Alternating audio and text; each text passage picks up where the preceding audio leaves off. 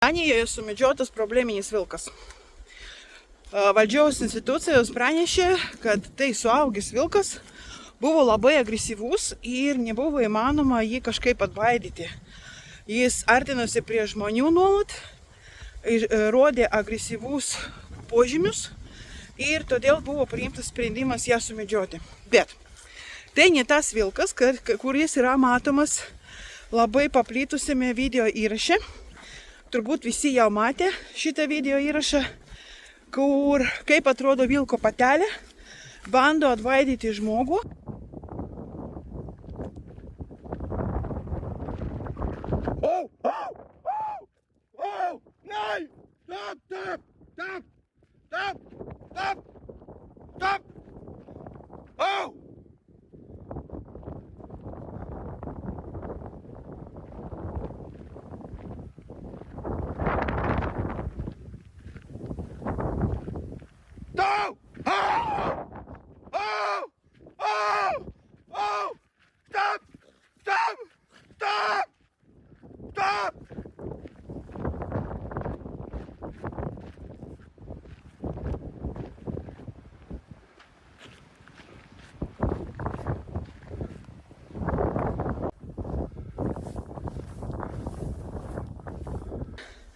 Bet gerai, kad žmogus nebijo, neišsigando ir nepabėgo, todėl kad jeigu jis pradėtų bėgti, turbūt vilkas jį užpultų.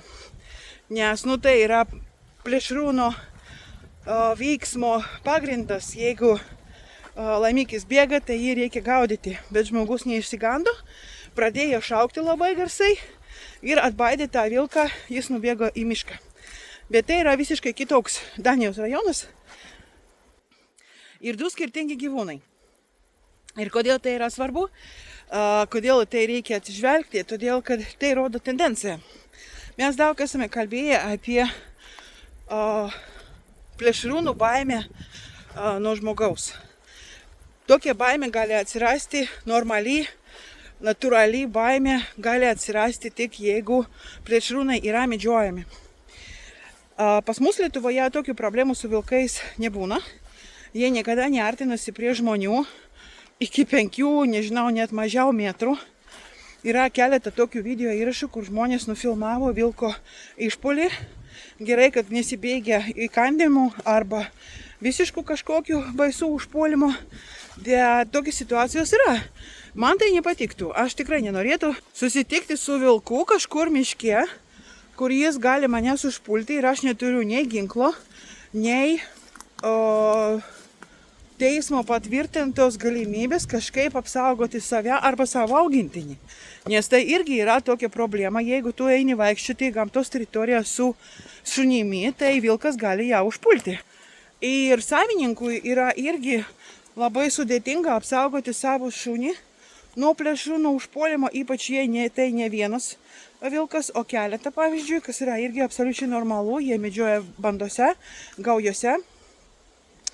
Tai va, žodžiu, Danijos valdžios institucijos priėmė sprendimą sumedžioti tą probleminį vilką, todėl kad jis keletą kartų buvo užfiksuotas prie žmonių ir negalėjo ją atbaidyti ir jis vėl ir vėl atėjo ir buvo priimtas sprendimas, kad jį reikia iš populiacijos išimti.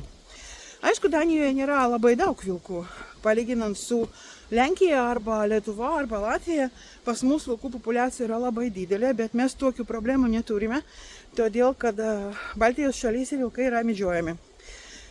Ir aišku, kad po šito sumedžiojimo Danijoje vietinė miesto gamtos draugų bendruomenė buvo pasipiktinusi.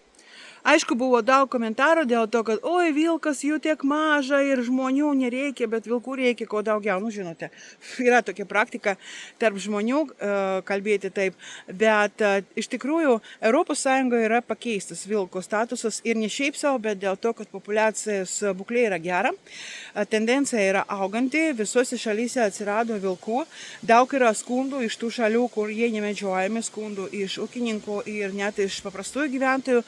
Tai, žodžiu, toks sprendimas yra visiškai teisingas ir turbūt Danija irgi prieis prie kitų šalių sprendimą leisti vilkų medžioklę. Aišku, Konkrečiuose vietose, konkrečių atvejų galbūt reikia išspręsti tokiuose šalyse, kur vilkų yra nelabai daug, bet pagrindė tai yra normali praktika reguliuoti plėšrūnų populiaciją ir tada tokių atvejų nebus. Nebus kažkokios baimės, konflikto tarp žmonių ir plėšrūnų, todėl kad tokios situacijos, kur plėšrūnai užpuola žmonės, šunys arba gyvulius, padidina konfliktą tarp žmonių ir gyvūnų.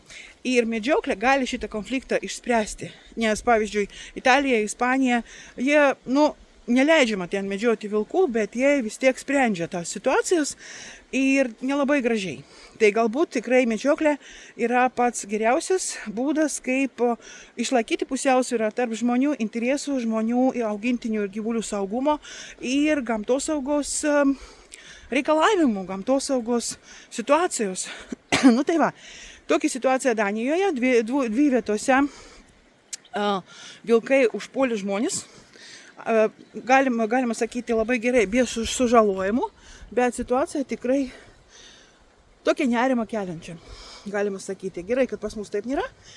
Žodžiu, apie situaciją Lietuvoje, apie medžioklę, apie vilkus, apie visą kitą, skaitykite mūsų portalį medžioklėžurnalas.lt, prenumeruokite žurnalą, būkite kartu su mumis, pasidalinkite video įrašami. Na ir ką, medžioklė valio?